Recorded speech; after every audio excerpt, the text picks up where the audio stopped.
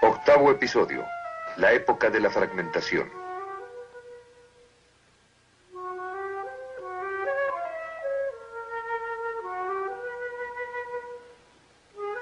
Monet, Renoir, Pissarro, Sisley y Degas eran naturalistas, como se llamó entonces a su pintura. Eran impresionistas. Pintaban lo que les impresionaba a la vista. ¿Pero había realidad detrás de las ondas de luz que les llegaban a la vista? Después de 1885, Monet llevó esto hasta su conclusión y la realidad tendió a transformarse en un sueño. El impresionismo abrió el camino para que el arte llegara a ser el vehículo del pensamiento moderno. En tanto la realidad se transformó en un sueño, el impresionismo se vio desplazado.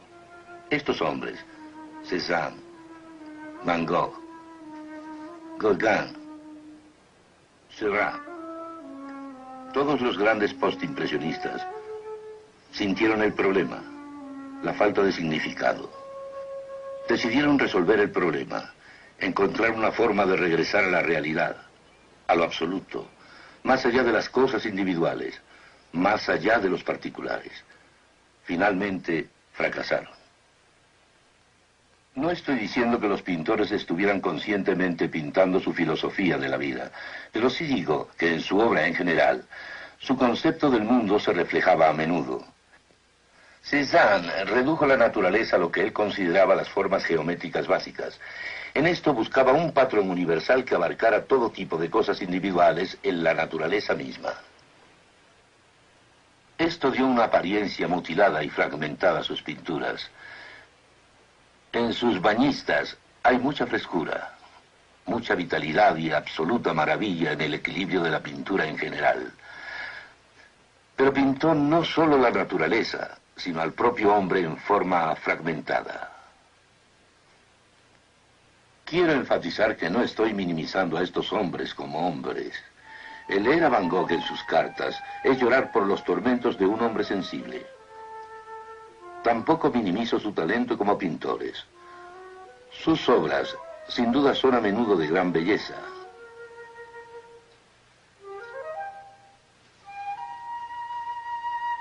Pero su arte sí llegó a ser el vehículo del concepto que tenía el hombre moderno sobre la verdad quebrantada en la vida.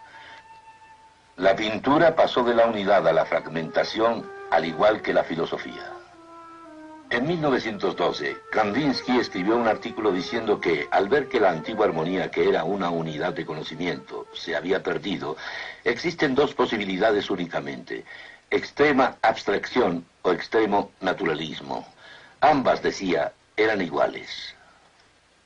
Con esta pintura, el arte moderno apareció. Picasso lo pintó en 1907 y lo llamó Las damiselas de Avignon. Une así la fragmentación de Cézanne con el concepto de Gauguin sobre el noble salvaje, empleando la forma de las máscaras africanas que eran populares en el círculo del arte parisino de esa época. En las grandes obras, la técnica se une al concepto del mundo, y la técnica de fragmentación encaja bien con el concepto del mundo del hombre moderno. Un panorama del mundo fragmentado y del hombre fragmentado, y un completo rompimiento con el arte del Renacimiento que estuvo basado en la esperanza del hombre humanista. Aquí el hombre está hecho para ser algo menos que hombre. La humanidad está perdida. Hablando ahora sobre Picasso, de la colección privada de sus grandes obras, David Douglas Duncan dice: claro está que ninguna de estas pinturas fue en realidad un retrato, pero es la profecía de un mundo en ruinas. Pero Picasso mismo no podía vivir con esta falta de humanismo. Cuando estuvo enamorado de Olga y más tarde de Jacqueline, no las pintó de una manera fragmentada. En momentos cruciales de sus relaciones, las pintó tal y como eran, con todo su talento y toda su humanidad. Y cuando pintaba a sus propios hijos, no empleaba sus técnicas y presentaciones fragmentadas. Deseo que entiendan que no estoy diciendo que la ternura y la humanidad jamás estén presentes en el arte moderno. Pero en tanto las técnicas del arte moderno avanzaron, la humanidad se fragmentaba cada vez más. Lo opuesto a fragmentación viene siendo unidad. Y los antiguos pensadores filosóficos creyeron que podían obtener esta unidad a partir de una base humana. Y luego se olvidaron de esto, y el pensamiento moderno ha aceptado la fragmentación como un fracaso, en realidad un fracaso que la mentalidad humana, partiendo de ella misma, no puede obtener una unidad de ideas y de vida. Por unidad entendemos que es lo que incluye todas las ideas y todo en la vida. Y esto puede obtenerse, claro está, si Dios ha hablado y no ha permanecido silente, y al brindarnos los hechos que el hombre no encontraría por sí mismo. Entonces hay unidad, dentro de la cual está toda esa maravillosa diversidad que el hombre puede estudiar, y en donde tiene un lugar unificado, ya sea en el conocimiento o en los valores, en la vida. Fue el dadaísmo el que llevó el concepto de que todo es una cuestión de azar, a su lógica conclusión de la absurdidad última de todo, incluyendo la humanidad. De Marcel Duchamp, el desnudo descendiendo por la escalera. Duchamp quizá entendió con más claridad y con conocimiento lo absurdo de todas las cosas, incluyendo al hombre, en base al concepto del mundo del hombre moderno. Él llevó la fragmentación aún más lejos. El ser humano desapareció por completo. Él creía que lo absurdo de todas las cosas incluía lo absurdo del arte en sí. Este es un ejemplo de sus obras. Tomaba cualquier objeto a la mano y simplemente lo firmaba. Los filósofos, a partir de Rousseau, Kant, Hegel y Kierkegaard en adelante, han olvidado la esperanza de una unidad de vida y de conocimiento y han pasado a un concepto fragmentado de la realidad. Luego, los pintores pintaron de esa manera. Sin embargo, los artistas, siendo hombres sensibles, rápidamente llegaron a entender cuál iba a ser el final de este concepto, y este era que todas las cosas son absurdas.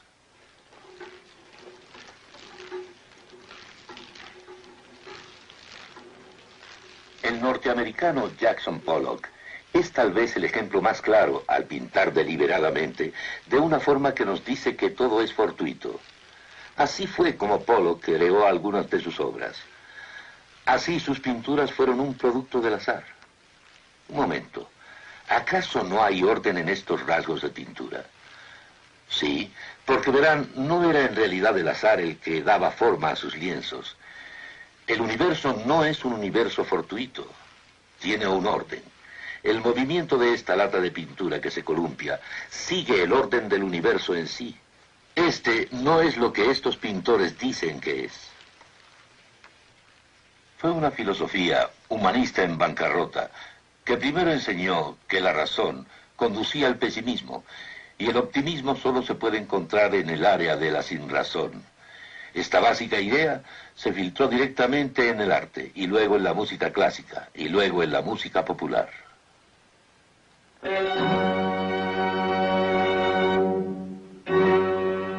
Empezó con los últimos cuartetos de Beethoven.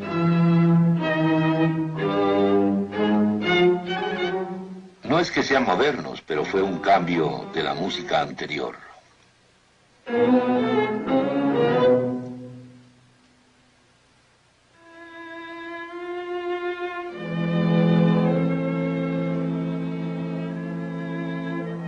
En Francia, Claude Debussy abrió el camino para la música moderna.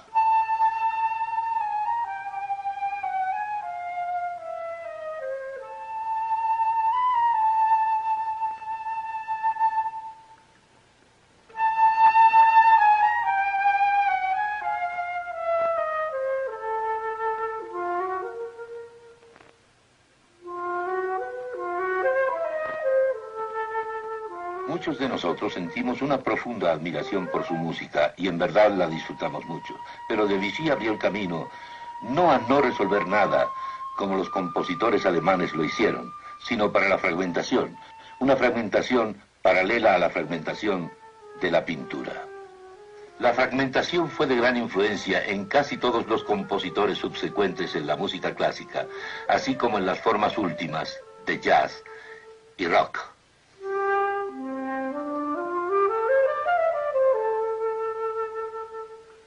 En Alemania, después de Beethoven y sus cuartetos, vinieron Wagner y Mahler. Luego Schoenberg, con su escala de 12 tonos.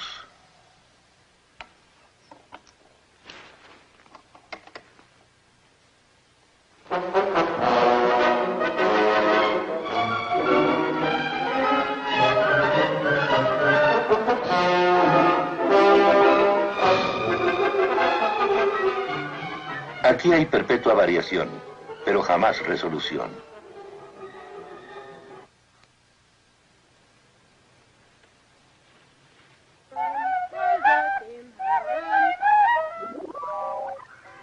Este es Karlheinz Stockhausen.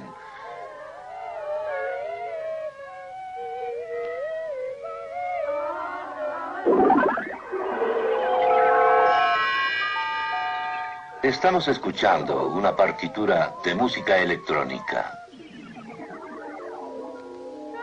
En lo que se refiere al elemento del azar, fue parte de la obra de Stockhausen, que es lo que lo une a John Cage.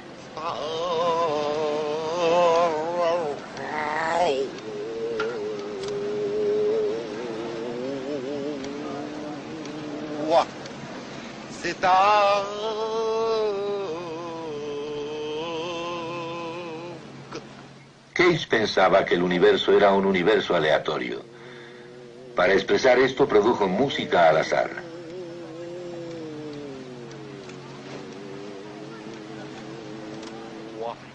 Esta música se transformó en auténtico ruido.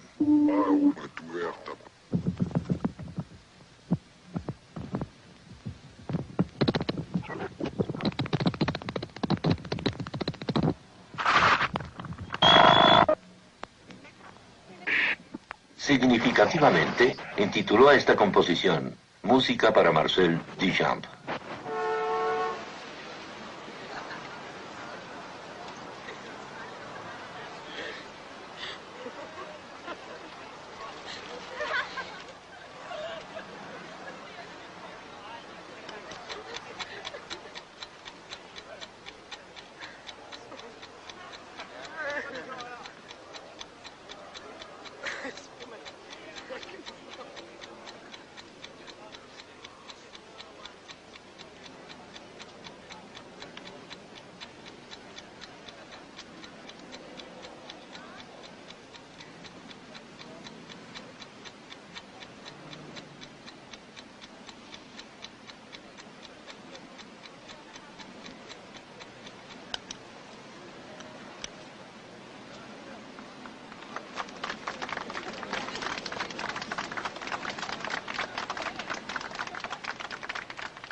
John Cage fue otro que no podía vivir con este concepto del universo fortuito, porque no encaja en el universo que existe. Cage era un experto en el conocimiento de hongos. Él mismo dijo: llegué a estar consciente de que si acercaba los hongos al espíritu de mi operación aleatoria, yo moriría pronto.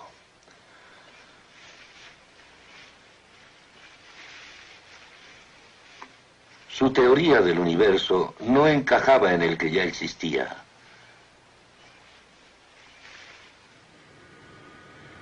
¿Por qué el aeroplano está cuidadosamente hecho y ordenado y lo que Cage produjo es puro ruido? Porque el aeroplano debe volar en el universo que existe. Y hay un orden de líneas de flujo en el universo que existe. Y por tanto el universo no es lo que Pollock en su pintura y Cage en su música dijeron que era.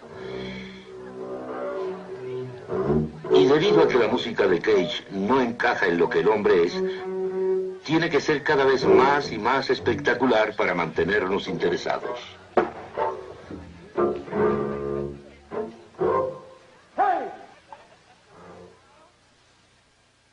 Qué contraste con Bach, que tuvo mucha diversidad y además gran resolución.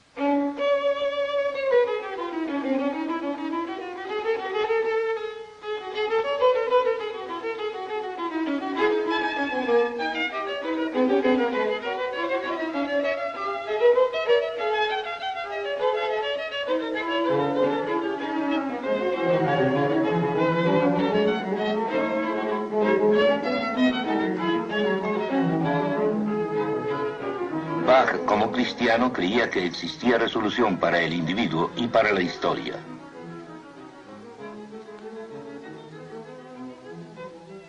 En tanto, la música que aportó la doctrina bíblica de la Reforma fue influenciada por aquel concepto del mundo, así el concepto del hombre moderno da forma a la música moderna.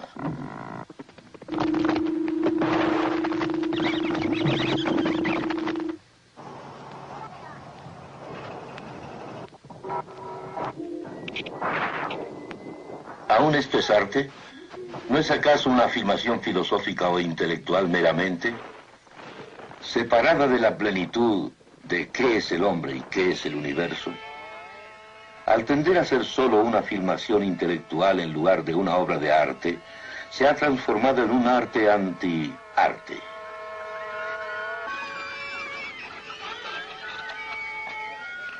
Después de la filosofía, el arte y la música, la poesía, la novela y el drama llegaron a ser el vehículo de estas ideas.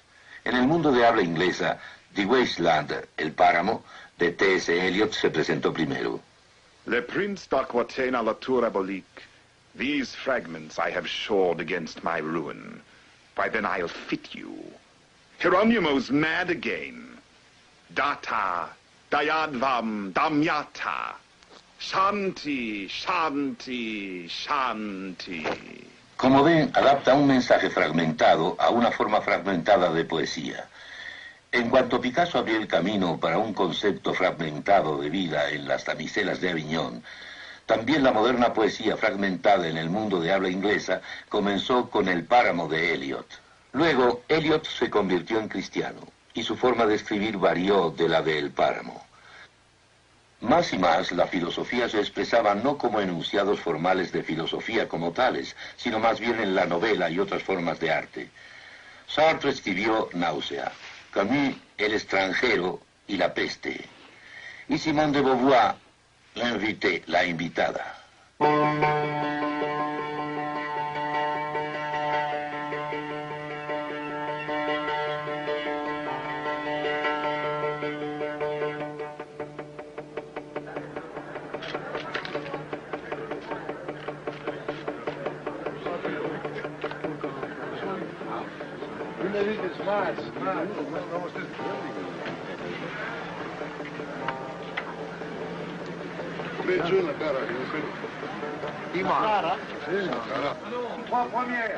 En los años 60, algunas de las afirmaciones filosóficas básicas se lograron a través del cine.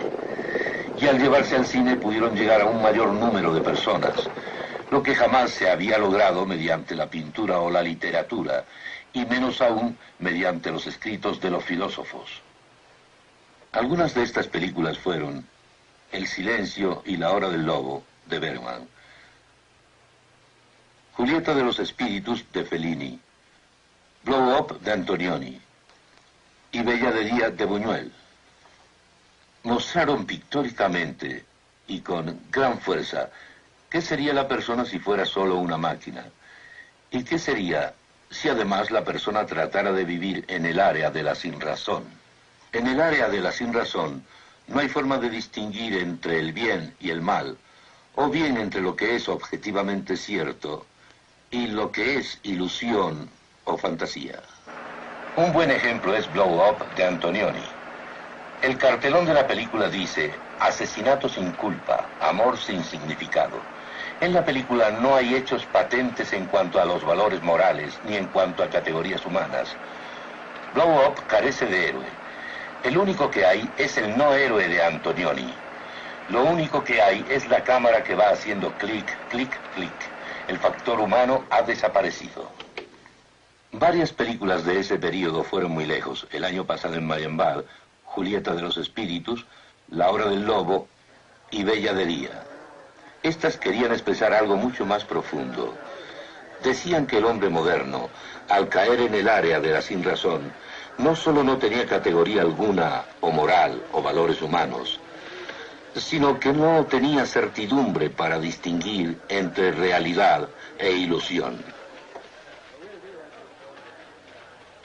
Picture has a realistic line. They are not... Luis Buñuel, Director Bella de Día.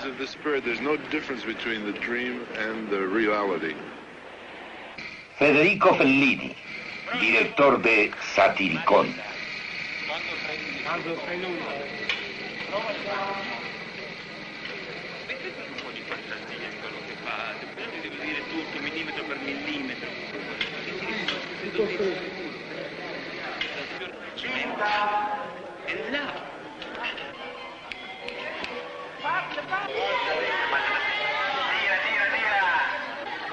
It is my only way to live in reality. You know, it's for a creature. I think that what he does is only reality. E urlate l'altalena dell'amore, tante volte dovete dire l'altalena dell'amore. Pronto? Come on! To don't give meaning to the reality means that you don't understand no more reality. And reality can appear also like a monstrum, things without any meaning. Bergman fue un claro ejemplo en este respecto. Dirigió La Hora del Lobo, en donde uno no puede notar la diferencia entre lo que es real y lo que es fantasía. Lo que se exhibía estaba sucediendo realmente o estaba en la mente de uno de los personajes. Si la persona piensa a partir de ella misma y cree que vive en un universo en el que no hay un Dios personal que hable, un universo como el que Bergman indicó en su película El Silencio, entonces no tiene una manera final de distinguir entre realidad y fantasía o ilusión. Pero Bergman, como Sartre y Camus y los demás, no pudo vivir de acuerdo a su propia posición, y por lo tanto, la música de fondo de la película El Silencio son las variaciones de Goldberg para Bach. Bergman dijo, hay una pequeña parte sagrada en el ser humano, en donde la música habla. Bergman dijo también que mientras estaba escribiendo el guión para la película El Silencio, tenía puesta la música de las variaciones de Goldberg para Bach en su casa, y esta música interfirió en lo que estaba siendo preparado para la película.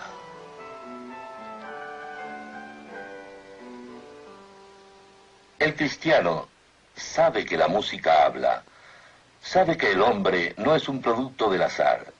El hombre está formado a la imagen de Dios, y sobre esta base es comprensible que la música sea música para el hombre. Y debido a que Dios ha hablado en la Biblia, no hay entonces silencio, y existen verdades concernientes a los valores morales y a los humanos. Y existen categorías sobre las cuales distinguir entre realidad y fantasía. Para la gente en la posición humanista, esto no es así. Dentro de esta posición no hay base para conocer. La cristiandad no es romántica.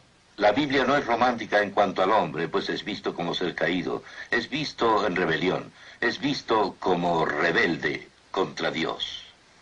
Con toda la generosidad de Dios y con todo su saber, tiene, por un lado, el circundante universo y su forma y la masculinidad del hombre, y por otro lado, el más detallado conocimiento de la Biblia y la revelación en Cristo. El hombre es un rebelde, y como la cristiandad no es romántica, no cree que esto se pueda pasar por alto.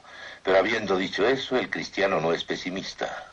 No es pesimista en dos puntos. Primero que nada, la historia debe tener una meta. Parte del mensaje cristiano es que Cristo va a volver, y esta es la solución final. Pero cada cristiano que en realidad entienda las Escrituras, al igual que cada generación, está esperando, luchando y tratando de hacer todo lo que puede, no solo para que los individuos se conviertan en cristianos, sino para que la cultura sea afectada por estos individuos cristianos.